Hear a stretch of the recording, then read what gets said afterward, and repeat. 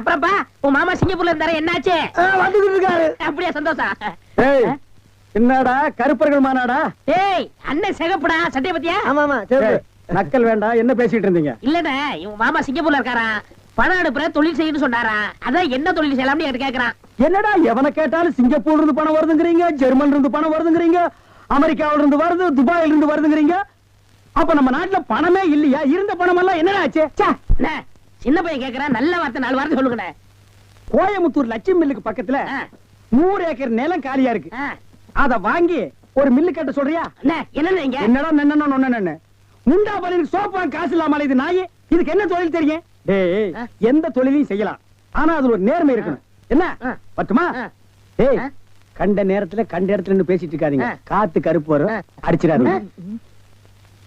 என்னடா அடிச்சிருவோமா? அடிச்சிட வேண்டியதான். நகரு